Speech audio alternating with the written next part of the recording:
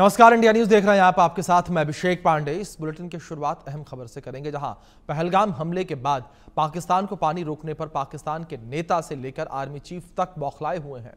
सिंधु जल संधि को लेकर पाकिस्तान के सेना प्रमुख मुनीर ने खुलेआम भारत को अमेरिकी धरती से परमाणु युद्ध की चेतावनी दी। तो वहीं मुनीर के बाद पाकिस्तान के पूर्व विदेश मंत्री बिलावल भुट्टो ने भी भारत को लेकर जहर उगला। बिलावल ने भारत को गीदड़ भभकी देते हुए कहा कि भारत ने सिंधु पर बांध बनाया तो जंग होगी।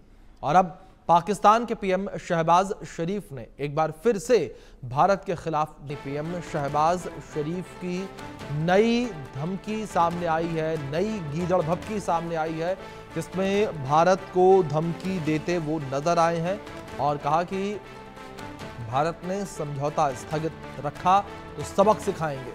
ये बड़ी खबर है जो निकलकर सामने आ रही है। तो पाकिस्तानी प्रधानमंत्री शहबाज शरीफ की ये गीदड़ भभकी, ये धमकी सामने आई है।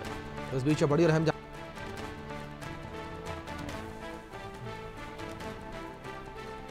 है, उसको लेकर बात की जाए तो शहबाज शरीफ की भारत को गीदड़ भभकी सामने आई।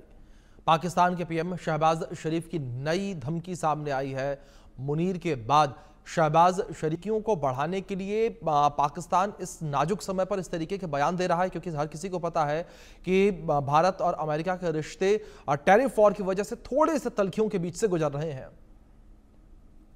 यहाँ पर ये मैं कहना चाहूंगा कि सबसे बड़ी बात है जो सबको विदित है, वो ये है कि पाकिस्तान की विदेश नीति का ये बड़ा ही महत्वपूर्ण घटक रहा है। और उनका जो फलक्रम है उनकी डिप्लोमेसी का और हर तरह की विदेश नीति का, वो है कि उनके वहां पर कोई भी प्रॉब्लम खड़ी होती है, ये मतलब ये एक जोक का या मजाक की बात नहीं है, पर ये एकेडमिकली भी नोटेड है। वहां पे सुनामी भी आएगा, पानी की बहुतायत हो जाएगी, फ्लड आएगा या अर्थक्वेक भी आएगा, मजाक भी है और सच्चाई भी है।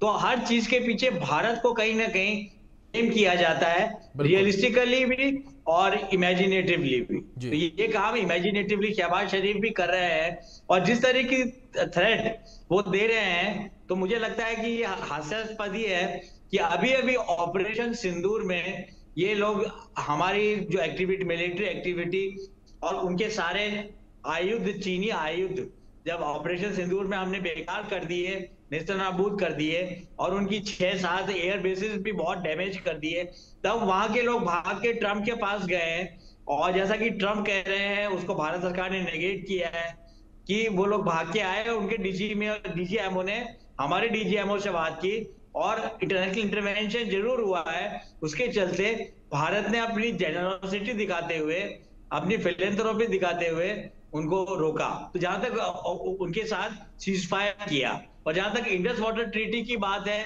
यहाँ पर एक इंटरनेशनल लॉ भी क्लियर नहीं है अभिषेक जी।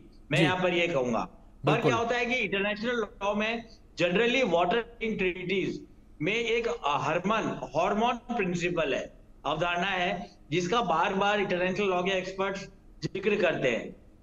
यह हार्मोन प्रिंसिपल ये कहता है कि जो अपर रिपेरियन स्टेट है, जो कि यहाँ पर इन द सिस्टम में भारत है, उसको अनलिमिटेड राइट्स होते हैं वाटर को यूटिलाइज करने के लिए। एक तो ये बात, और लोअर रिपेरियन स्टेट जो कि पाकिस्तान है, उसको एडजस्टमेंट करना पड़ता है किसी भी लोएस्ट रिपेरियन कंट्री को। और ये जो गलती वो कहते हैं कि भारत हमारा पानी एक बूंद भी रोकेगा तो हम वॉर कर देंगे या उनको अटैक करेंगे, तो ये तो एक गिदड़ भभकी है, क्योंकि पाकिस्तान पहले भी ऑपरेशन सिंदूर में देख चुका है। तो हार्मोन प्रिंसिपल के चलते मुझे लगता है भारत ने 1960 में जब ट्रीटी को एक्ट साइन किया, नेहरू जी ने किया उनके प्राइम मिनिस्टर के साथ, 19 सितंबर 1960 में ये ट्रीटी साइन हुई थी। तो उसमें हमने एक्सेप्ट ही क्यों किया कि मैक्सिमम वाटर जो है इंडस वाटर का, वो पाकिस्तान को दिया जाएगा और बहुत सिर्फ 30% वाटर, 30% जल भारत को मिलता है। क्योंकि पाकिस्तान ने जो डिमांड अभी भी करता है, जो कि बिल्कुल हास्यास्पद है और पूरी तरीके से इंटरनेशनल लॉ का कंटरवेंशन है, जो शहबाज शरीफ का बेवकूफाना भरा रिटोरिक नहीं छुपा सकता। तो उसमें हम कहेंगे कि उन्होंने ये डिमांड की थी कि 30% ईस्टर्न रिवर्स का वाटर और 60% वेस्टर्न रिवर्स का वाटर हम लेंगे।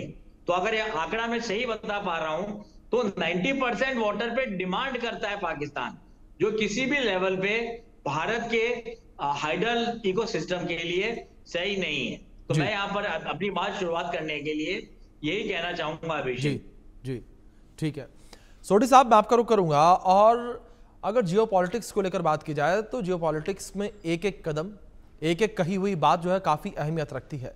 और वहीं दूसरी ओर आसिम मुनीर का अमेरिका का दौरा, और उस दौरे के दौरान आसिम मुनीर का भारत को लेकर इस तरीके का बयान सामने आना, उस बयान को आप किस तरीके से देखते हैं? क्या आप मानते हैं कि बोल तो मुनीर रहे हैं लेकिन उसके पीछे अमेरिका खड़ा है?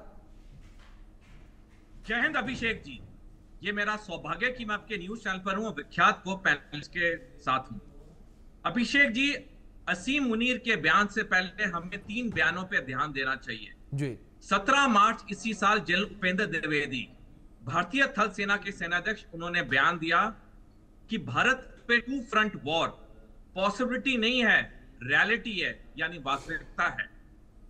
पिछले महीने 9 जुलाई को chief of defence staff general Anil Chauhan ने बयान दिया, जिस तरह से बांग्लादेश, पाकिस्तान और चीन की गहरी सैनिक मित्रता होती जा रही है, ये भारत की अखंडता के लिए बहुत दिक्कत होने वाली है। कुछ दिन पहले 4 अगस्त को जनरल उपेंद्र द्विवेदी ने बयान दिया कि भारत पे अगली लड़ाई बहुत जल्द होगी। अब इन 3 बयानों को अगर हम असीम मुनीर के बयान के साथ जोड़ें तो एक बात स्पष्ट है कि पाकिस्तान भारत पे बहुत जल्द युद्ध करेगा। और मेरे आंकलन में ये जो बड़ा युद्ध होगा ये 2030 के बाद कभी भी हो सकता है। इसका कारण ये है कि इसी साल 19 जुलाई को चीन ने मेडॉक डैम बनाना शुरू किया है, जो कि दुनिया का सबसे बड़ा डैम है और जो महज अरुणाचल प्रदेश से 30 किलोमीटर की दूरी पे है। और ये डैम 2030 में खत्म होगा और उसके बाद चीन जब भी चाहेगा भारत के अरुणाचल प्रदेश में बाढ़ ला सकता है, जो कि 48 से 72 घंटे के अंदर अरुणाचल प्रदेश का बड़ा हिस्सा पानी के नीचे होगा, जिसकी चेतावनी पेमा खंडू, जो कि अरुणाचल प्रदेश के मुख्यमंत्री, उन्होंने 4 जुलाई को दी, जब उन्होंने कहा कि चीन के इस बांध बनने के बाद चीन पानी का बम इस्तेमाल करेगा भारत पे। यानी कि जो ये फ्रंट वॉर है, इसके लिए हमारे पास ठीक 5 साल का समय है तैयारी करने के लिए जी। पाकिस्तान कभी भी अभिषेक जी हमारे लिए सैनिक चुनौती नहीं रहा है। हमने हमेशा पाकिस्तान को हर जंग में हराया है, अकेले 1 to 1 हर जंग में हराएंगे भी, लेकिन चीन हमारे लिए चुनौती है।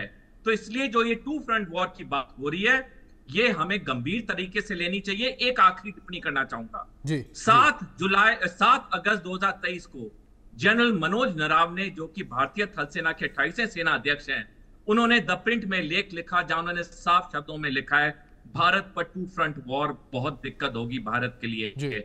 हमारे पास अनकोट हमारा 5 साल का समय है। हमें इस बात को गंभीर तरीके से लेना चाहिए, जो मेरे को उम्मीद है हमारे सरकार और सैन्य अधिकारी ले रहे हैं। 5 साल में जितनी हम सैनिक और आर्थिक शक्ति को मजबूत कर सकते हैं, उतना हमें फायदा होगा 2030 के बाद। जी ठीक है सर, मैं आप दोनों से रिक्वेस्ट करूंगा कि प्लीज आप दोनों मेरे साथ बने रहें। कुछ और अभी मुद्दों को लेकर हम अपने दर्शकों तक जाते हैं, फिर वापस आपके पास लौटेंगे सवाल जवाब के लिए। मुनीर ने भारत को परमाणु युद्ध की धमकी दी है, उसके बारे में कुछ जानकारियां पहुंचा दें अपने दर्शकों तक। जहां सिंधु पर